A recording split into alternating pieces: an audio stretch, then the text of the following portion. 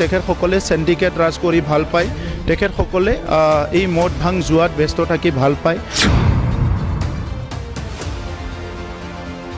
টংলা সমষ্টি ইউপিপিএলৰ পৰা আহিব এইটো চিয়ৰ হৈছে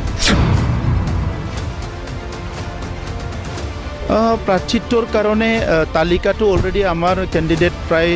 শৰ্ট আউট হৈছে কিন্তু ইমান হাৰিলি নহয় আমি অলপ দেৰিকৈ কেণ্ডিডেটবিলাক আমি ডিক্লেয়াৰ কৰিম আৰু নিৰ্বাচন কোড অফ কণ্ডাক্ট ঘোষণা যিহেতু টাইম আছে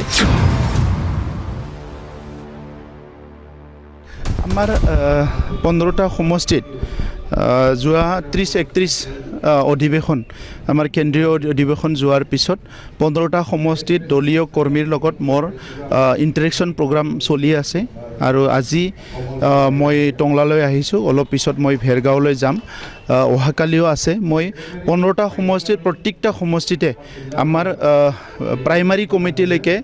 block committee primary committee district committee এটা সমষ্টিত যিখিনি নেতৃত্ব আছে আমাৰ মহিলা শাখা যুৱ শাখা সম্পূৰ্ণ চেল তাৰ লগত ইণ্টাৰেকশ্যন প্ৰগ্ৰাম আছে সেই প্ৰগ্ৰামত মই এটেণ্ড কৰিছোঁ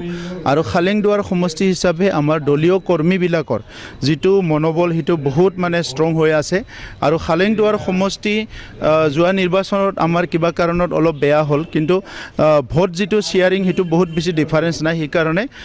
এই MLA ইলেকশ্যন যিটো আহি আছে 26ৰ ইয়াত খালেংদুৱাৰ সমষ্টি UPPLৰ ফালে আহিব টংলা সমষ্টি UPPLৰ পৰা আহিব এইটো চিয়ৰ হৈছে এতিয়ালৈকে আমি 15টা সমষ্টিতে ৰেডি হৈ আছোঁ প্ৰত্যেকটা সমষ্টিত আমাৰ দলীয় কৰ্মীবিলাক কাম কৰি আছে এক সপ্তাহ টুৰ কৰাৰ পিছত গম পাই যাম কোনটো সমষ্টি ষ্ট্ৰং কোনটো সমষ্টি উইক আৰু তেতিয়া আমি সিদ্ধান্ত ল'ম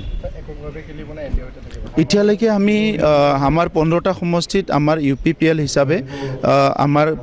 প্ৰিপাৰেশ্যন চলি আছে কাৰণ আমাৰ প্ৰত্যেকটা সমষ্টিত প্ৰাইমাৰী বুথ কমিটি চব আছে তো সেইকাৰণে আমাৰ কাৰণে এই ইলেকশ্যনটো বহুত কঠিন নহয় তো সেই ইলেকশ্যনৰ কাৰণে আমি খুব ভালকৈ প্ৰিপাৰেশ্যন কৰিছোঁ তো এতিয়ালৈকে আমি আমাৰ নিজৰ এটা ডিচিশ্যন লৈ আমি আগবাঢ়ি আছোঁ চাই ল'ম যে কাৰ লগত কি হয় প্ৰাৰ্থিত্বৰ কাৰণে তালিকাটো অলৰেডি আমাৰ কেণ্ডিডেট প্ৰায় শৰ্ট আউট হৈছে কিন্তু ইমান হাৰিলি নহয় আমি অলপ দেৰিকৈ কেণ্ডিডেটবিলাক আমি ডিক্লেয়াৰ কৰিম আৰু নিৰ্বাচন কোড অফ কণ্ডাক্ট ঘোষণা যিহেতু টাইম আছে আমি মেল মিটিংবিলাক কৰি আছোঁ পাব্লিকৰ লগত আমাৰ যিটো সম্পৰ্ক সেইটো আমি গঢ়ি আছোঁ আগতকৈ বহুত ভাল পৰিৱেশ কাৰণ যোৱা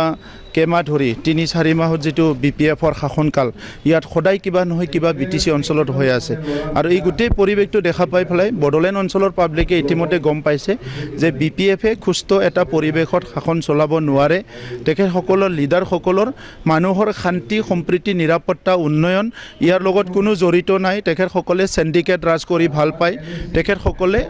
এই মদ ভাং জুৱাত ব্যস্ত থাকি ভাল পায় এই কথাবিলাক চবে দেখিবলৈ পাইছে আৰু ইয়াৰ কাৰণে UPPL যেহেতু এটা নীতি লৈ পেলাই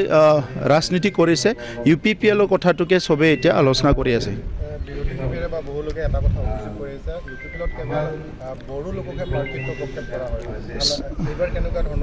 চাওক